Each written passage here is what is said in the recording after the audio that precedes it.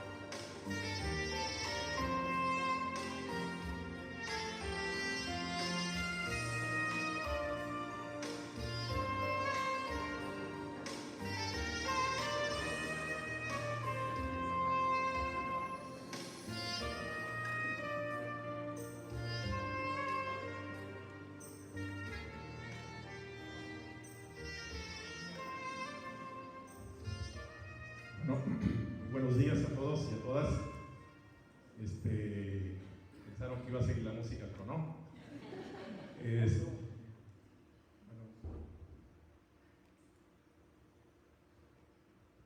agradezco mucho su presencia.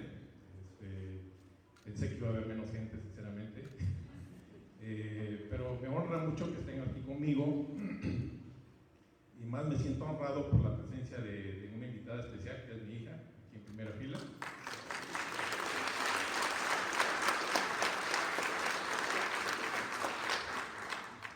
Y bueno, escogí este tema que se llama compuestos orgánicos halogenados, aliados o enemigos, porque es el resultado de una investigación que se hizo para un proyecto aquí en el instituto, en el cual yo lo dirigí. Y en la investigación que se hizo, encontré este tema que sinceramente lo veo importante y relevante que se difunda. Vamos a ver lo que son los compuestos orgánicos halogenados y cuál es su función en nuestra vida diaria y también, cómo se aplica para el sector eléctrico. De hecho, la idea surgió de ahí.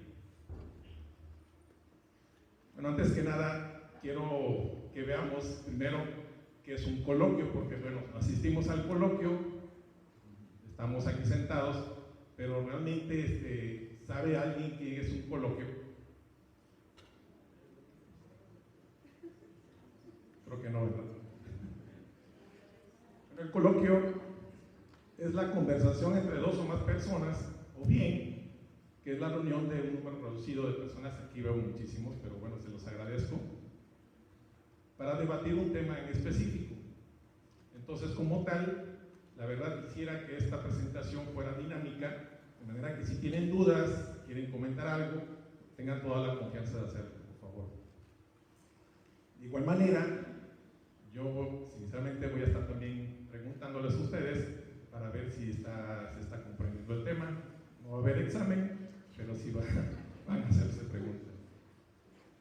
Bueno, para empezar, vamos a ver qué es un compuesto orgánico halogenado, porque en los pasillos me dijeron, algunas personas me decían que hicieran una cosa, que hicieran los compuestos orgánicos persistentes, los de Pegas, por ejemplo, también, pero no, se van a llevar un chasco tal vez, pero bueno. Para esto vamos a empezar a ver lo que es la tabla periódica. No son clases de primaria ni de secundaria, la verdad, pero o sea, me interesa mucho que lo sepan para que entiendan también cuál es el trasfondo. Bueno, la tabla periódica, por cierto, la tabla periódica tuvo muchos intentos antes de que se viera de esta manera. Empezaron con unas tríadas que se llaman de Dobrenier, también las octavas inspiradas en la música, estaban las octavas también. ¿Por qué periódica? ¿Por qué se llama periódica?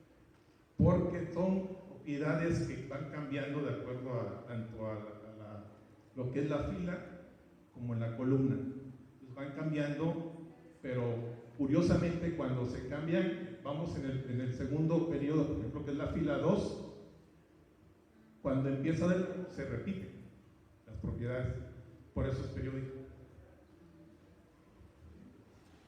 Pero bueno, le estaba comentando de la cuestión de cómo empezó la tabla periódica, para nada más como conocimiento general, y empezaron las tríadas, las octavas también, que eran una relación de tres elementos, de tríadas. Las octavas eran 8 elementos, y después Mendeleev pues organizó la tabla periódica, pero aún así habían huecos, hacían falta algunos elementos, pero él predijo sus propiedades de acuerdo a esa periodicidad precisamente. Y ya más adelante, a principios de 1916, creo que por ahí así, Deming organizó la tabla periódica de acuerdo a su número atómico. ¿Hasta aquí alguna duda? A ver, ¿qué me puede decir qué es el número atómico?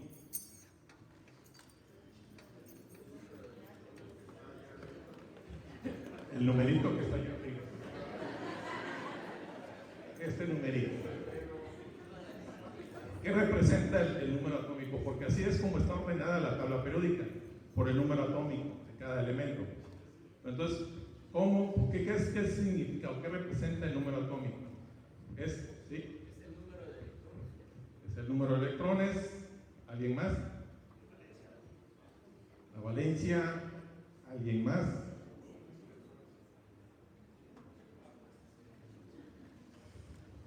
A ver, mis compañeros eléctricos, que por ahí va también la respuesta.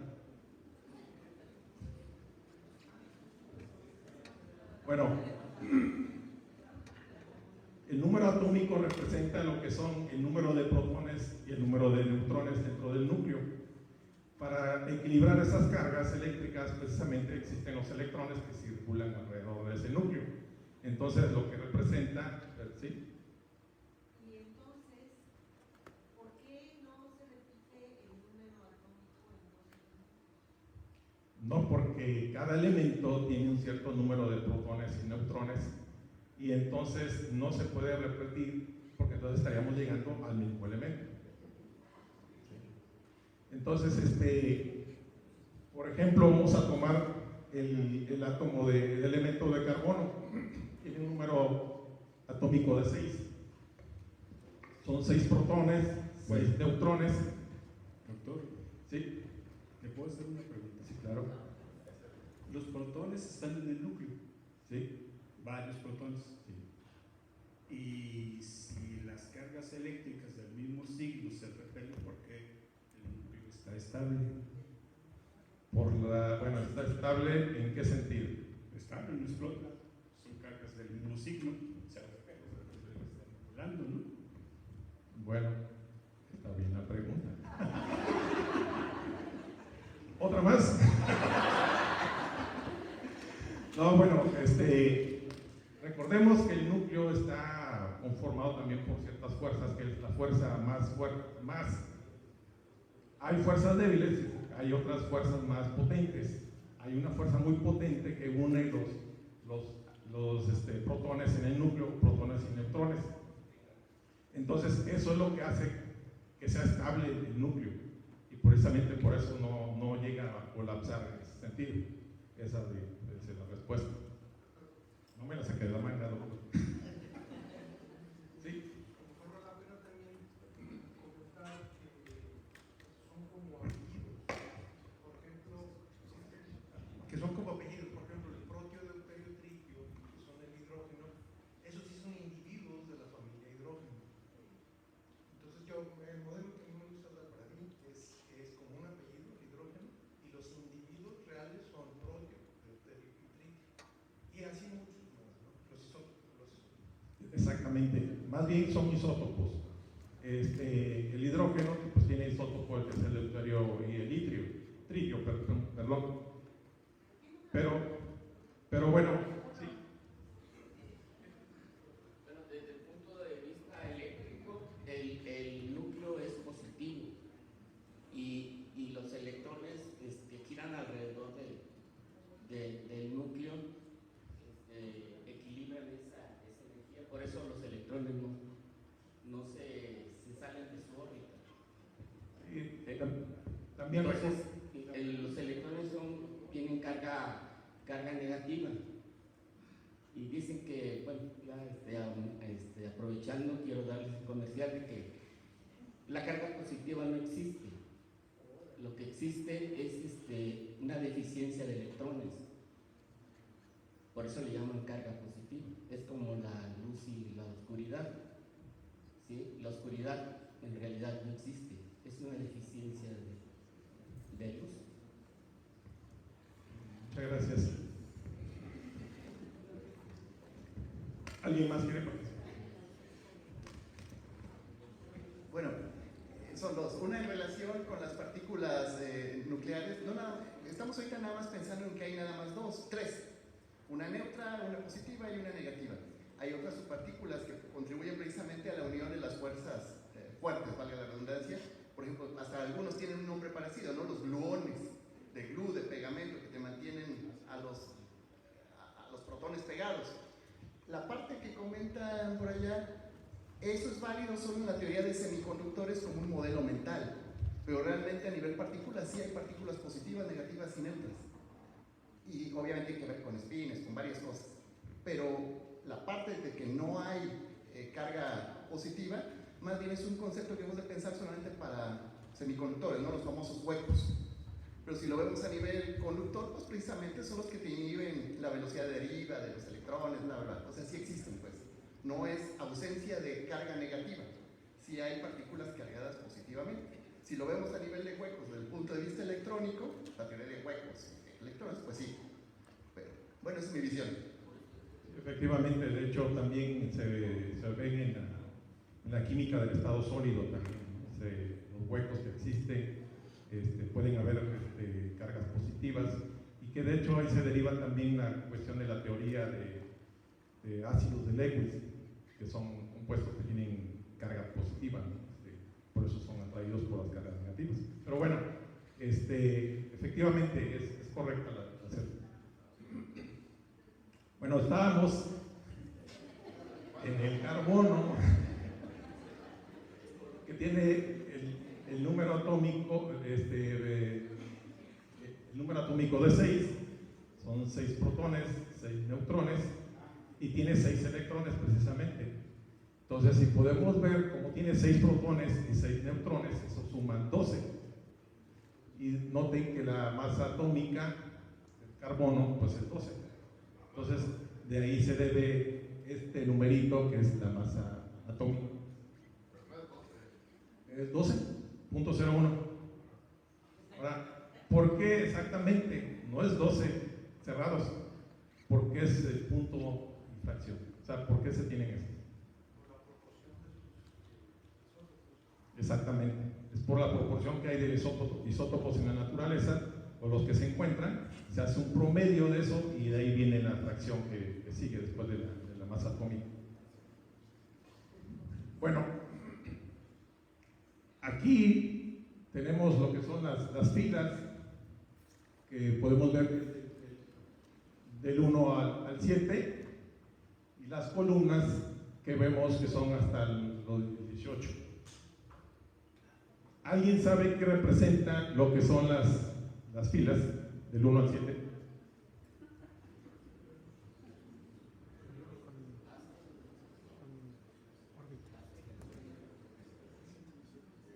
Son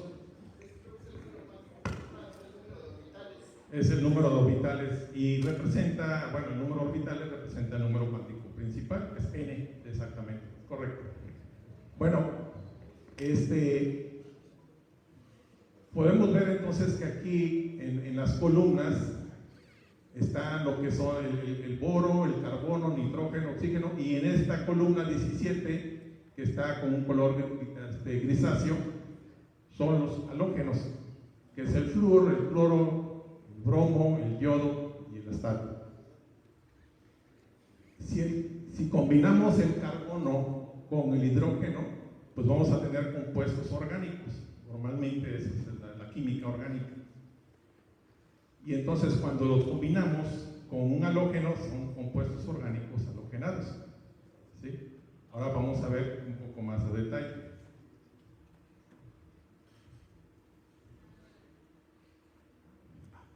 Híjole, a ver si no me emociono aquí, pero bueno.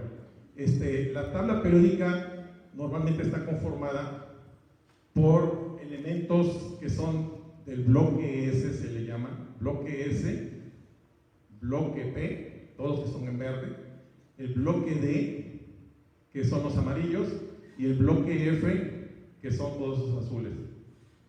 ¿Sí? Los que son del bloque S pierden sus electrones muy fácilmente, mientras que los que son del bloque P ganan electrones muy fácilmente también. Entonces lo que podemos ver es que prácticamente vamos a tener compuestos que están de este lado que se van a reaccionar con estos muy fácilmente. Un ejemplo es la sal común, que es el cloruro de sodio. Tenemos el halógeno que está acá, tiene 5 electrones en su último orbital y va a reaccionar con el sodio, que tiene un solo electrón en su último orbital.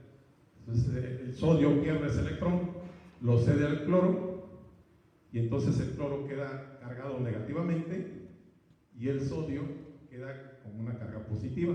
Obviamente estos son en soluciones acuosas, formando el cloro de sodio. El cloro entonces se estabiliza, completando sus niveles de energía, y el sodio queda con un electrón menos. Si a los elementos del bloque S le agregamos agua, se forman bases o álcalis, de ahí es que viene el nombre de alcalinos o alcalinoterrios, y todos los del bloque P, la mayoría, si le agregamos agua, se forman oxiáceos.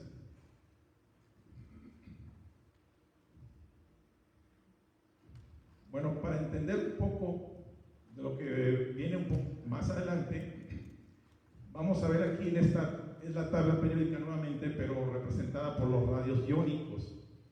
Los radios iónicos, si se pueden observar que los que son del bloque S, que son de todos estos, son más grandes. Eso quiere decir que los electrones están dispersos en el núcleo. Mientras que los que son del bloque P, todos ellos son más pequeños. ¿Qué indica esto? Que los electrones son atraídos más fuertemente por el núcleo. ¿Sí?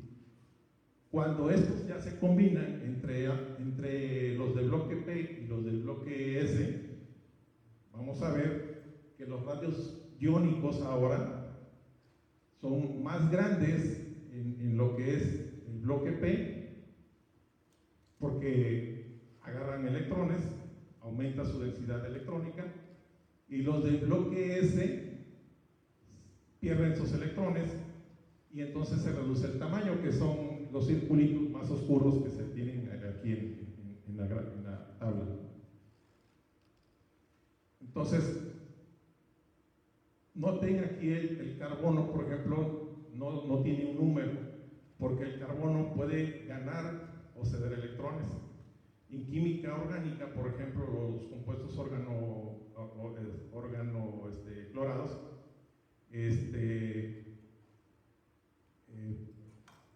pues ganan esos electrones, perdón, pierden electrones. Noten que hay un error aquí en la tabla periódica en esta diapositiva. ¿Quién me podría decir cuál es el error? No está centrada.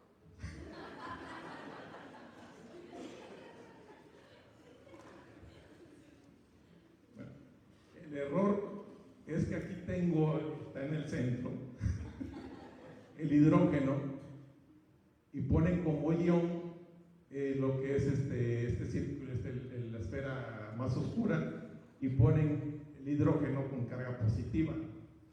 No puede ser, o sea, si está perdiendo electrones, pues debe ser más pequeño.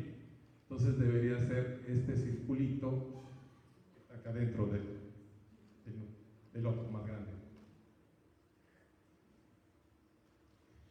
Pero bueno, ahora vamos a ver entonces cómo es que podemos nombrar a los orgánicos o a los compuestos orgánicos halogenados.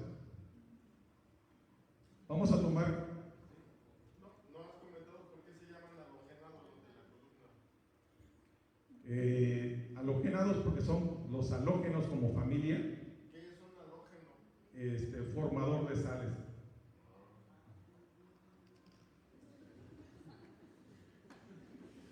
Ok, vamos a tomar en cuenta esta molécula, que aquí está el centro del carbono, y tenemos 4 hidrógenos.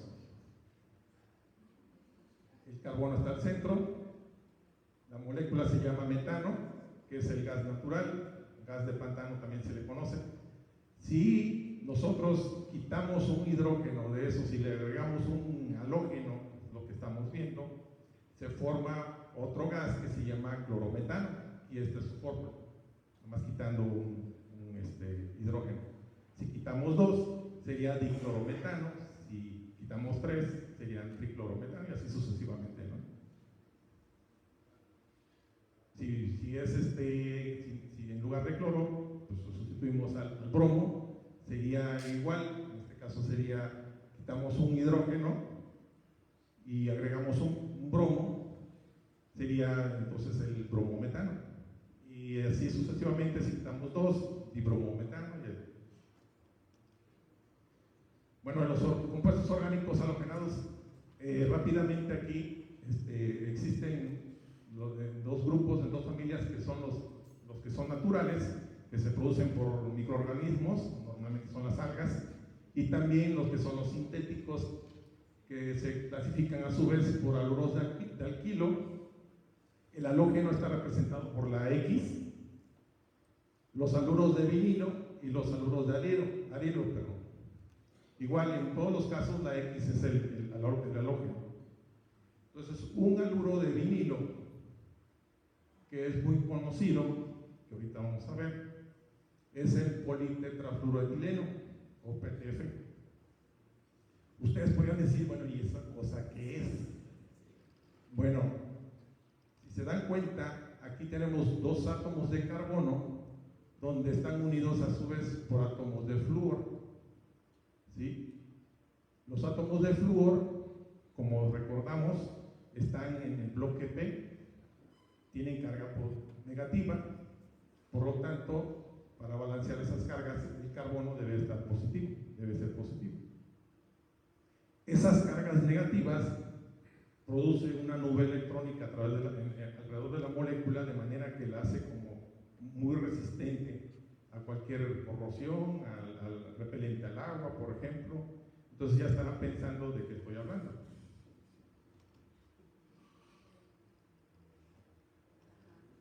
Lo que es la marca Teflón. ¿Sí? El Teflón lo podemos encontrar en los utensilios de cocina y en otras muchas aplicaciones.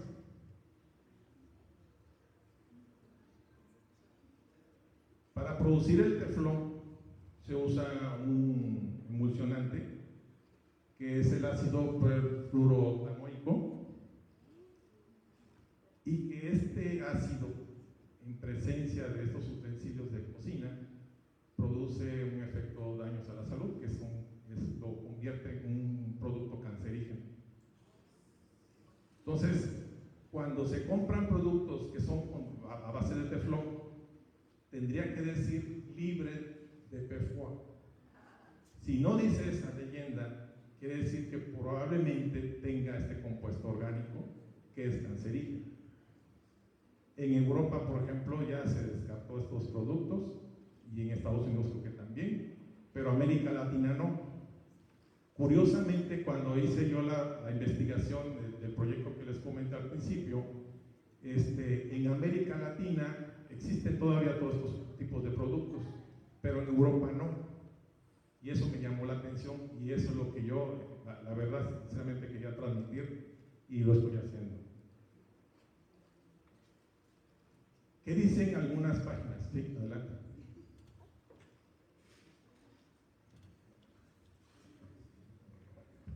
Sí, gracias, Doc. Podemos regresar unas 2 diapositivas ahí donde estaban los clorofluorometanos, esos. Por ejemplo, el metano lo podemos encontrar de manera natural, ¿no? Con los compuestos orgánicos ahí que se unen. Pero en laboratorio, por ejemplo, para quitarle ahí un átomo de cloro y agregarle uno de bromo, ¿cómo se hace eso cómo se controla en un laboratorio? ¿Cómo se crean esos compuestos? Bueno, en realidad esa es se le conoce ruta de síntesis, donde se hace pasar lo que es el metano, por ejemplo, es un gas, reacciona con bromo, que es un gas también, y casi instantáneamente se formaría el bromuro de metano. O sea, no se ocupa, digamos, procesos adicionales. Sin embargo, para poder hacer la otra molécula, que es la del teflón, sí se requiere un proceso un poco más, no ocurre en una sola etapa, son en varias etapas. ¿Sí? Entonces son en estado gaseoso. Para formar cualquier tipo de moléculas. Sí, en este caso sí. Igual en el otro que comentaba, clorometano igual es un gas. El bromometano es un gas también. De hecho, ambos gases son tóxicos. ¿Sí? Sin embargo, el metano, pues es como por la densidad del aire, pues es asfixiante, pero de ahí no pasa de la toxicidad.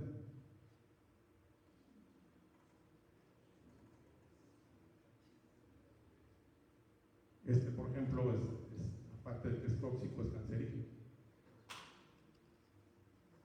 Bueno, en la literatura encontré, por ejemplo, en esta página que viene acá abajo, de la CONACYT, viene que el PTF se ocupa en utensilios de cocina, pero se comenta de que es confiable,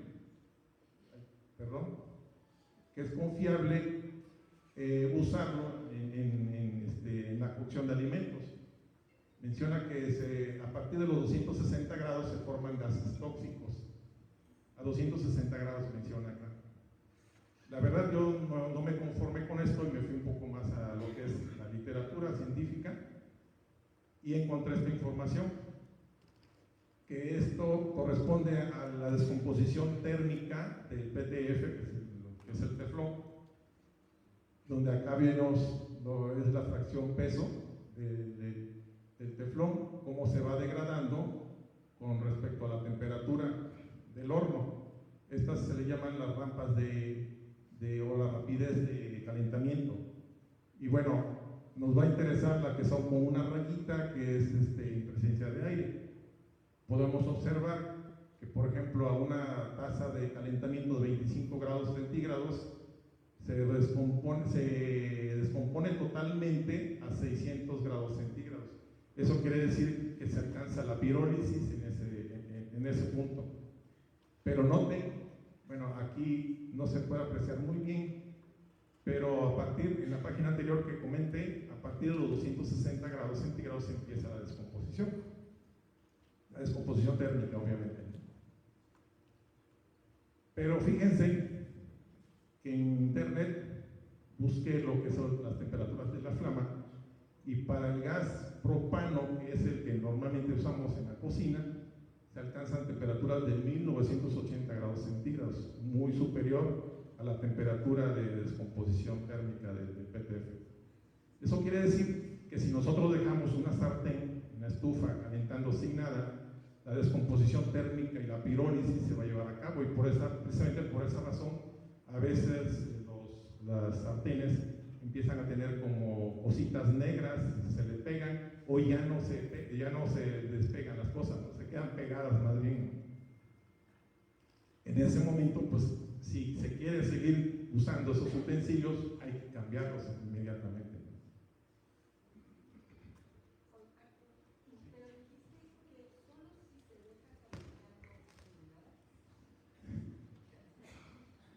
Comentabas que solo eso ocurre si se deja calentando sin nada, en la cocción de alimentos no ocurre esa descomposición. Es correcto, es correcto también.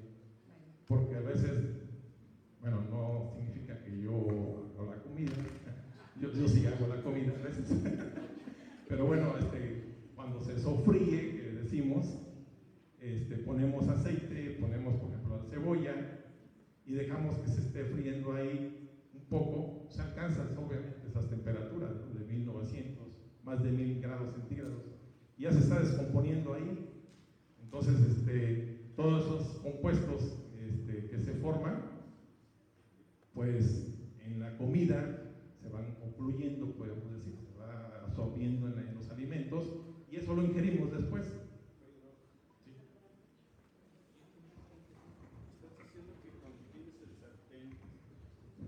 Y le pones el aceite, alcanzas las temperaturas de 1900 grados. 1900 es la temperatura de la flama. De la flama, pero en el sartén no tienes esas temperaturas. Porque si la tuvieras, digo, el aceite, ¿desde cuándo se hubiera evaporado? No necesariamente, o sea, no. Entonces, ¿qué pasa? O sea, el aceite no tiene un punto de fusión, de evaporación, perdón, de 1000 grados. Sí. Lo que ocurre aquí es que si se tiene aceite, en este caso especial, pues el aceite es un poco refrigerante, el aceite vegetal, por ejemplo. Pero a veces no usamos eso así, sino que ponemos la carne sin aceite, o usamos otros productos, por ejemplo, mantequilla, y todo eso se va absorbiendo los productos de descomposición. Ahora, podríamos decir, bueno, es que no se alcanzan esas temperaturas. Entonces podríamos decir, ¿por qué se degrada la sartén cuando estamos cocinando? Que de repente ya no se le pegan, o sea, ya se le pegan todo, ¿no? Hasta los huevos, ¿no? Bueno, no me contestaste, pero está bien. La siguiente. Perdón, yo sí concuerdo con el doctor en el sentido de que vamos a pensar que compramos un sartén super chafa y es de aluminio y está recubierto con teflón. El aluminio más o menos se funde a 700 grados, el aluminio típico. Entonces, si alcanzamos esa temperatura, también el sartén se estaría derritiendo. Lo que pasa es que creo que no está tomando en cuenta el factor de disipación térmica en el metal y la distancia de flama. O sea, la flama yo creo que sí llega a esa temperatura, pero la flama, sobre todo si es a fuego lento, no toca el sartén. Y además el sartén también es una aleta de disipación térmica, que no creo que llegue a tanto. Si asumimos aluminio, a 700 grados está pelas también el aluminio. Estoy de acuerdo. Reitero, si eso ocurriera, que no sea aluminio, sea acero inoxidable, también, por ejemplo, bueno, es de acero, perdón, y tienen recubrimiento de teflón. O sea, aquí lo que tenemos que ver es que entonces, ¿por qué se les desprende la película? ¿Por qué de repente se achicharra esta película?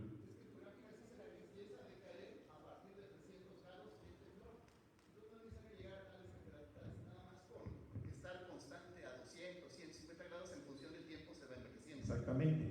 Entonces, esto con respecto al tiempo, pues obviamente se va perdiendo la capacidad de adherencia, se va desprendiendo ese material y esos materiales pues se van quemando, podemos decir.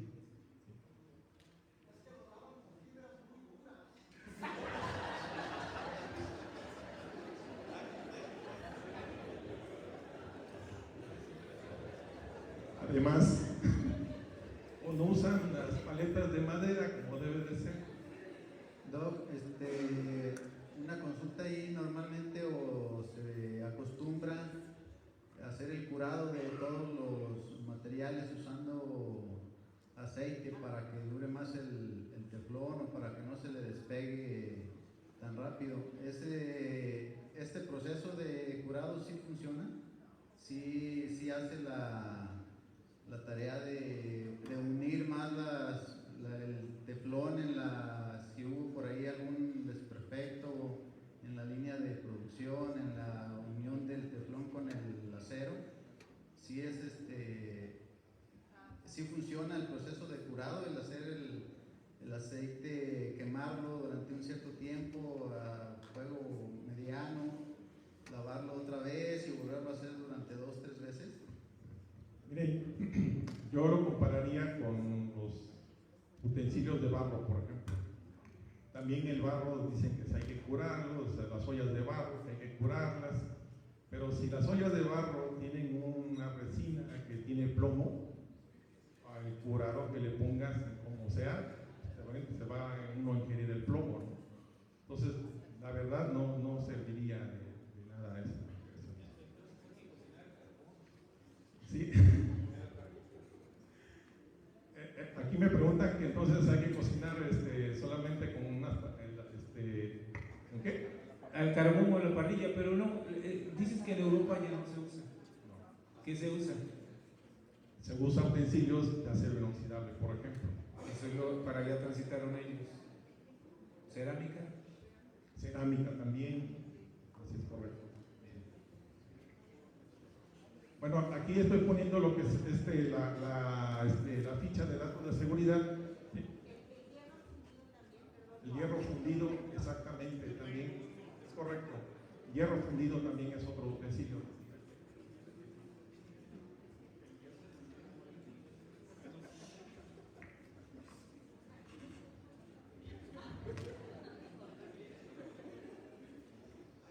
Ok, me voy a ir un poco más rápido. Estas son la hoja de datos de seguridad, es del politetrafluoretileno, donde dice los productos de combustión, dice su descomposición térmica puede llegar a lugar a la liberación de vapores y gases irritantes, como son el monóxido de carbono, el dióxido de carbono, y mencionan aquí uno que es el fluoruro de hidrógeno o bien el ácido fluorhídrico.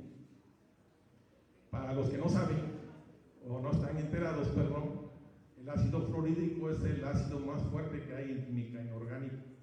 Si es tóxico, es corrosivo. Ficha técnica y ficha técnica del ácido fluorhídrico es esta. No, ¿de qué es la ficha? De lo que es el politetrafluoretileno, de lo que es el teflón. La descomposición térmica dice que produce monóxido de carbono, dióxido de carbono y fluoruro de hidrógeno. Esta es la ficha técnica del ácido fluorhídrico, perdón. Y nada más vean lo que son los pictogramas de seguridad para el ácido fluorhídrico. Obviamente aquí también es en condiciones líquidas, mortal en caso de digestión, pero lo estamos ingiriendo de poquito, entonces no pasa nada. Y bueno, como les comentaba al principio, toda esta idea surge a raíz de un proyecto que se llevó con una empresa española, se llevó a cabo aquí en el instituto, y fue para sustituir lo que se le conoce al hexafluoruro de azufre. Este hexafluoruro de azufre se ocupa mucho en equipos eléctricos como un gas dieléctrico. Es de excelencia este gas para esos propósitos, pero adivinen qué. Es el que tiene el mayor potencial de calentamiento global. Significa que, por ejemplo, este gas tiene potencial de calentamiento global de 22.800. ¿Qué significa esto? Significa que con 1 kilogramo de hexafluoruro de azufre se tiene un poder de calentamiento de 22 toneladas aproximadamente, equivalentes al dióxido de carbono.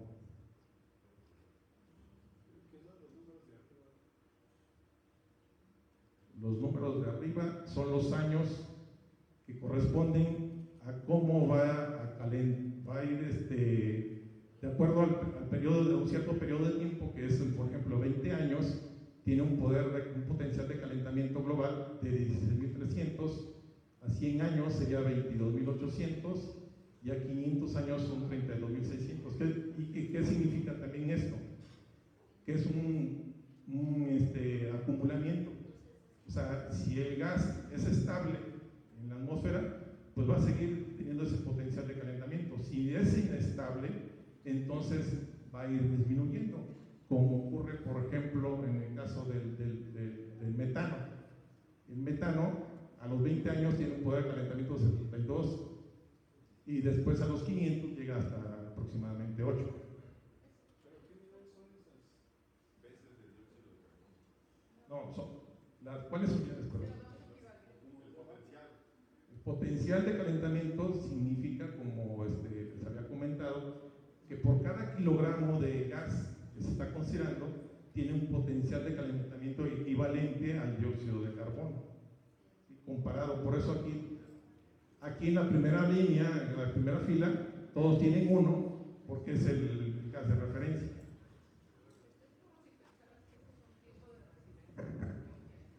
Sí. ¿Perdón?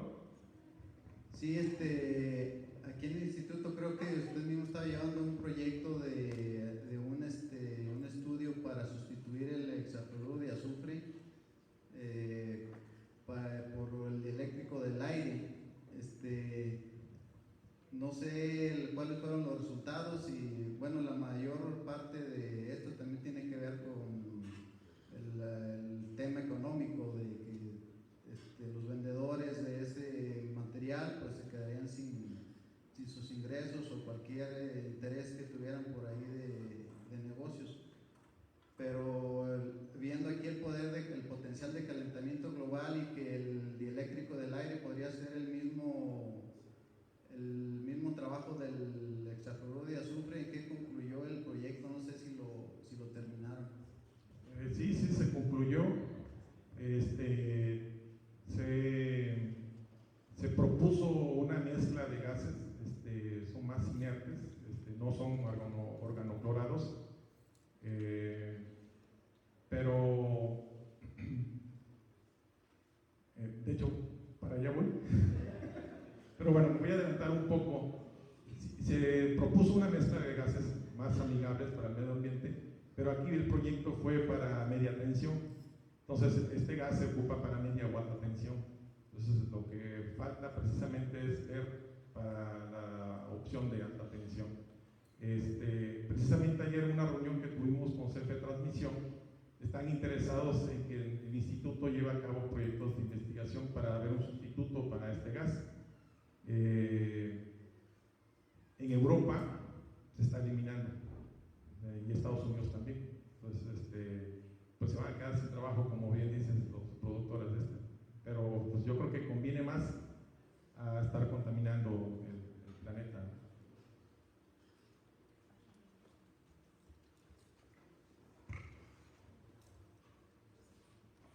Me disculpo con el planeta porque nosotros ocupamos la tecnología de hexafluoruro en interruptores y demás. Bueno, tiene una razón importante. El hexafluoruro de azufre, bueno, es un gas, es mágico como dieléctrico, es un gas altamente electronegativo que se captura electrones muy fácilmente, entonces contribuye a la extinción de arco fácil. Tiene poder de disipación térmica suficiente para que ese arco también se extinga, que no quede termoionizado el ambiente. Tiene varias cosas. Una de las cuestiones es de que para que realmente incremente su rigidez dieléctrica tienes que operarlo a más altas presiones que la atmosférica. Típicamente 4 bar en estancos de subestación y hasta 6 u 8 bar en interruptores. Uno de los problemas de meter otro tipo de gases, que sería lo deseable, es de que necesitas operar a presiones mayores para obtener la misma rigidez dieléctrica, según la ley de Paschen que existe, ¿no? Entonces, si tú, cualquier cualquiera de ellos, por ejemplo, incluso hasta el dióxido de carbono es un buen dieléctrico si tú lo presurizas, por ejemplo, a 10 atmósferas. El problema es cómo garantizas la hermeticidad de la subestación operándola a 10 atmósferas. Entonces hay varias mezclas, como bien comentan. De hecho, uno de lo más exitoso que se hace es no prescindir del todo del hexafluoruro de azufre, manejarlo tal vez en una proporción del 5% y la otra parte de nitrógeno, y con esa mezcla, que es la más elemental, hay unas mejores. Pero con esa mezcla, 5% de hexafluoruro y 95% de nitrógeno, obtienes un resultado equivalente dieléctrico con unas características del 80% en aguante dieléctrico de si fuera el hexafluoruro solo. Entonces es conveniente pues mezclarlo. Hay otros gases que también tienen complicaciones. Una de las principales es la presión de trabajo. ¿Y ahí? ¿Vale? Pues ocupas, en lugar de utilizar un 100% en la GIS, ocupas solo 5%. Es proporcional, digamos, de esa manera. Pero sí, el problema que tenemos es el manejo de presión para el diseño mecánico de las subestaciones, sobre todo que tienen elementos dinámicos en la barra de accionamiento, es difícil mantener hermeticidad a esas presiones. Bueno, tal vez contestando un poco más de la pregunta, no necesariamente es proporcional, porque al momento de que tengas 5% de la mezcla, por ejemplo, si se acumula 1 kilogramo en el aire, pues el potencial sigue siendo el mismo. Entonces sigue siendo un gas de efecto invernadero. Bueno, lamentablemente también este gas, como cualquier otro compuesto químico, cuando se someten a varios esfuerzos, como acaba de decir nuestro compañero Carlos, para extinción del arco eléctrico, también por la misma naturaleza, las imperfecciones de la química, pues se descompone, y esa descomposición pues produce estas sustancias que están marcadas en color rojo, que son gases. Entre ellas está igual el ácido fluorhídrico, está el fluoruro de tionilo, que es un gas altamente tóxico. Está el dióxido de azufre, pero también tenemos otro que es un líquido que se forma también, que es el tetrafluoruro de tionilo, y que es cancerígeno, ¿sí? Y si vemos que el personal de la Comisión Federal de Electricidad maneja los equipos, y en el momento de que están haciendo la limpieza de los equipos, tienen una fuga, están inhalándolo, o bien las fugas, emisiones fugitivas que tienen en los equipos, eso se pasa al ambiente, pues también en cierta forma nosotros lo vamos a respirar en algún momento. Entonces, lo que se propone, o lo que proponen algunas entidades no gubernamentales y no gubernamentales, tanto de Europa como en Estados Unidos, es que la producción y uso del SF6 en equipos de transmisión y distribución pues se vayan empleando se vaya descartando de manera gradual, hasta proponen al 2030, pero pues si recordarán, pues, estamos en el 2025, ¿no? Entonces, en el esfuerzo de quitar el hexafluoruro de azufre, habían dos gases muy prometedores, que es el NOVEC 4710 y el NOVEC 5110. Estos dos gases son compuestos orgánicos halogenados,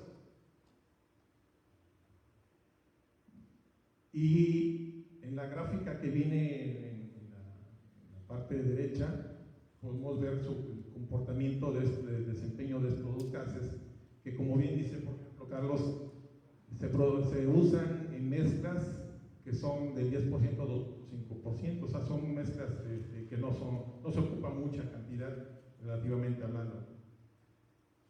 Pero adivinen que también estos gases, como ocurre con el hexafluoruro de azufre, también se descomponen a la extinción del arco, se descomponen sustancias también como es el ácido fluorhídrico, porque contiene flúor en la molécula, y otras sustancias también altamente tóxicas. Sí, gracias, Doc. Como conclusión, nada más porque tengo una reunión y tengo que retirarme. Entonces Terminamos entonces, vamos. Si son aliados o enemigos, entonces ¿cuál sería? Bueno, han habido manifestaciones a los que producen. Es que si te lo digo ahorita, ya todo el mundo se va a ir, porque entonces ahí voy, para allá voy. Nada más es si es posible adelantarla, bueno, y si no, ya después lo platicamos directamente. Han habido manifestaciones a los que hacen o producen el teflón, publicaciones por lo mismo que son cancerígenas, que los dejen de utilizar, que no es bueno. Entonces la propuesta o la solución, la recomendación sería no utilizar teflón, utilizar cerámicos, utilizar hierro fundido, utilizar los otros acero inoxidable, por ejemplo, y no utilizar niño también se podría. Teflón, por ejemplo. Sí, ya faltan 2 diapositivas para concluir, perdón. Bueno, un poco más rápido, prácticamente estos 2 compuestos, también hace 2 años en Europa se dejaron de producir. Entonces, en Estados Unidos tienen la misma tendencia. Entonces, la empresa que los producía era 3M y entonces ya tenía ese plan de sacarlos del mercado. Pues como podemos ver, los compuestos orgánicos halogenados, que son los perfluorocarbonos y las cetonas perfluoradas también, todos ellos son los que se han estado probando también como sustitutos del hexafluoruro de azufre. Sin embargo, vean también que tienen un potencial de calentamiento global relativamente alto, excepto las cetonas, y que son equivalentes al poder calentamiento del dióxido de carbono, y tienen un tiempo de vida media también muy corta. Sin embargo, estas cetonas perfluoradas, cuando se están expuestas a la extinción del arco eléctrico, también producen compuestos más tóxicos todavía que los anteriores. Y bueno, ya, al final, ya se fue mi compañero, pero ya no sé. Bueno, entonces aquí llegamos a lo que es la encrucijada. Entonces, ¿para dónde vamos? Como bien decía el compañero. Entonces, ¿qué es lo que tenemos que hacer? Fíjense que aquí, no sé si alguien vio la película esta también por ver.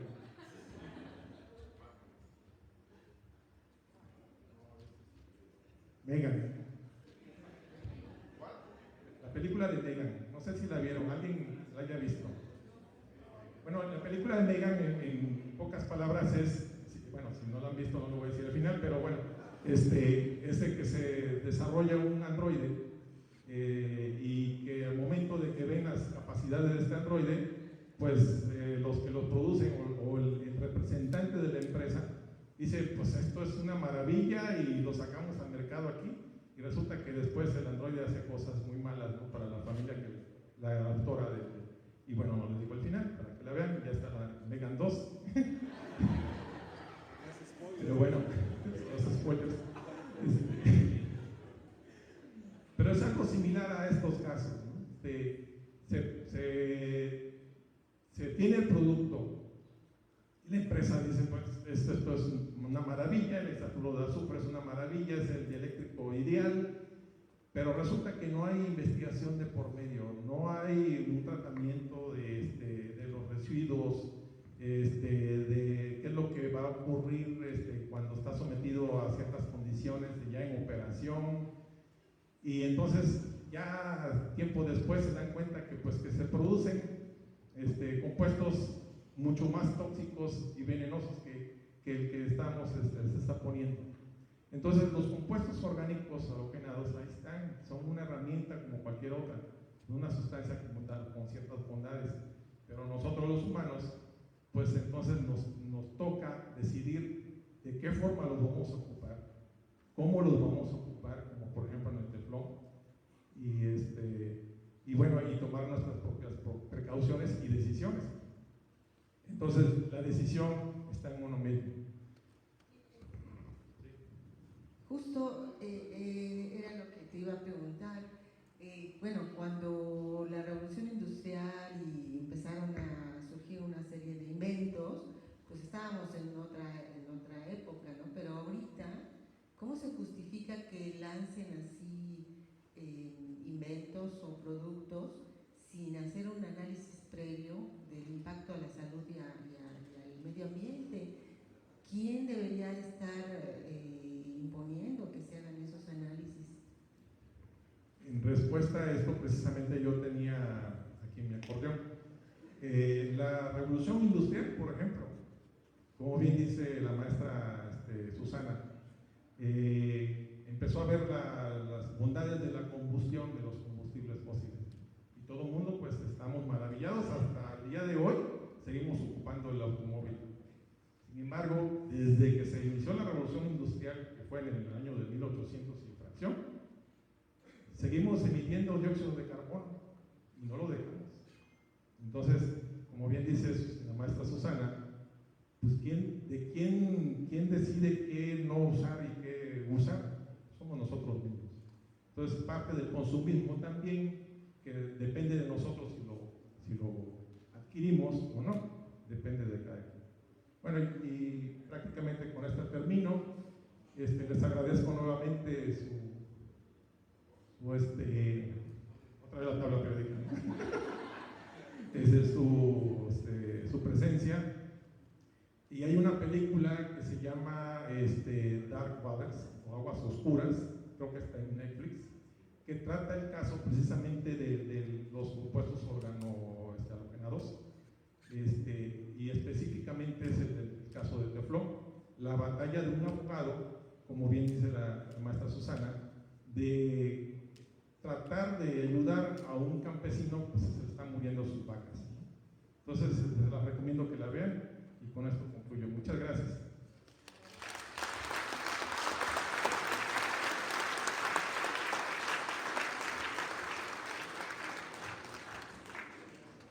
Muchas gracias, doctor Rodas, por esta interesantísima ponencia.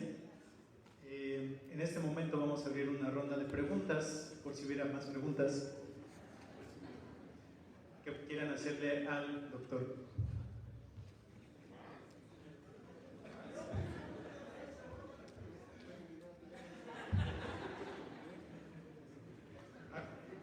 Hay que usar esponja para lavar los no lastima las uñas tampoco.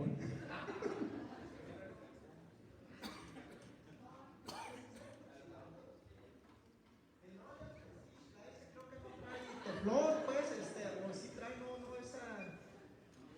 Ya me imagino una picaña ahí a la mantequilla y todo. Fíjense que he notado que, por ejemplo, algunas amas de casa, cuando están cocinando específicamente carne, y en sartenes de teflón, las están cortando, de hecho, ahí mismo en la sartén, ¿no? Entonces eso hasta daña la película. Según leí, cuando se ingiere el teflón, no tiene algún efecto a la salud en cuanto que lo esté ingiriendo, ¿no? Pero pues a nadie le va a gustar estar ingiriendo teflón, ¿no? Recordemos que el ácido gástrico pues, ácido clorhídrico, ¿no?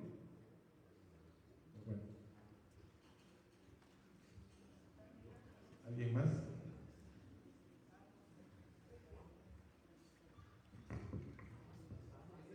Esta es así, pregunta.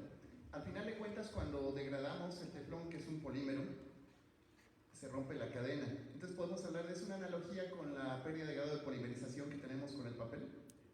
Nada más que en aquel haces frágil el papel, en este lo haces con radicales libres, podemos decir.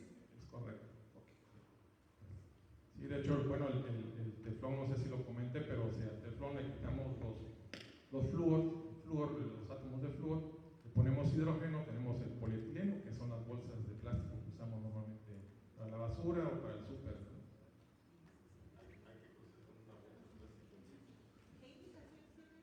¿Alguien más? ¿No?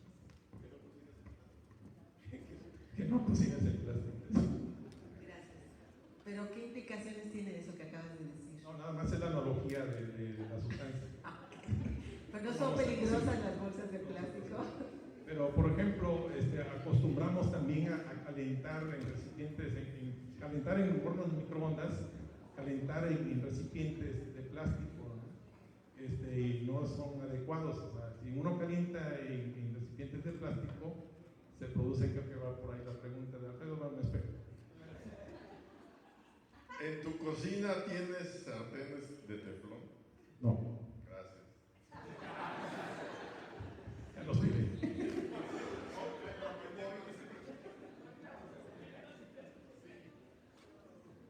No, bueno, y no es comercial, pero mi esposa vende unos sartenes.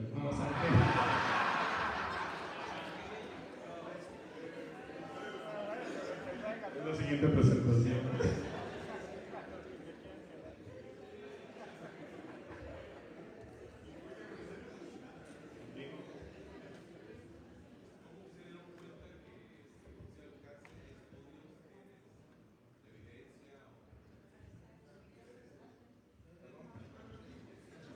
Como dices que produce,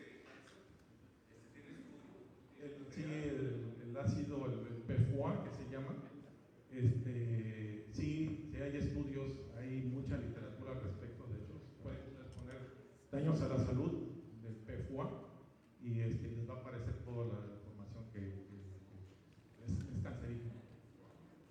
De hecho, reitero, o sea, en Europa eso ya no se usa. Pero aquí, curiosamente, en toda América Latina se está ocupando todavía esos productos. Es curioso.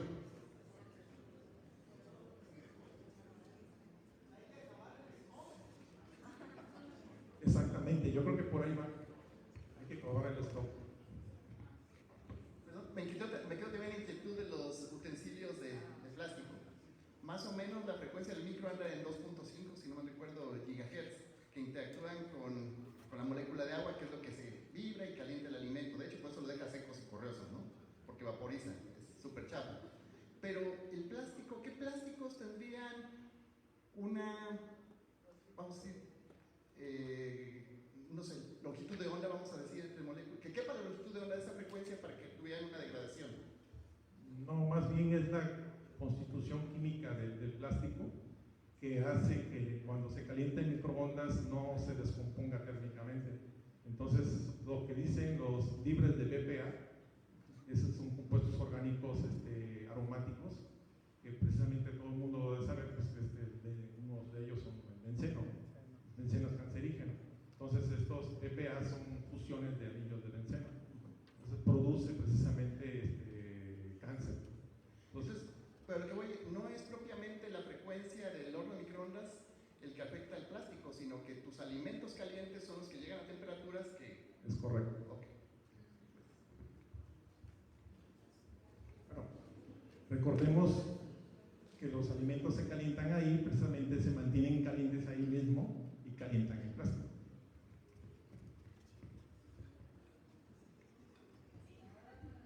Estoy pensando en llegar a tirar mis sartenes de teflón. Y en microondas también. Pero me quiero adelantar a tu siguiente coloquio. En el siguiente coloquio no nos vas a decir, por ejemplo, que los de hierro fundido tampoco los usen por... O sea, ¿qué otra cosa no debo comprar para que en reemplazo? El de cerámica, o sea, ¿cuál otro no debo considerar? Porque voy a hacer la inversión y pues adelántame el coloquio, tengo una reunión.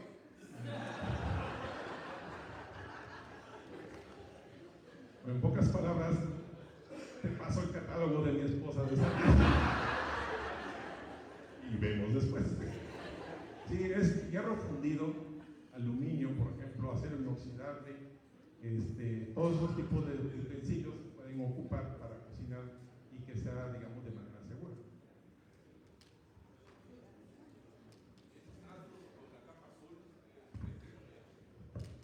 Pues miren, sí, he visto con capa azul, capa verde también. Si está libre de compuestos orgánicos halogenados, sí se puede usar con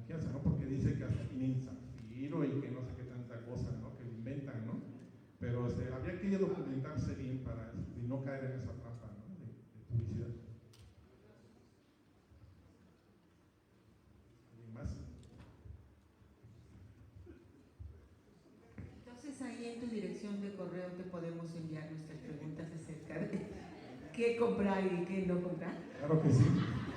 Gracias. Sí. Les prometo que también irá un catálogo por ahí.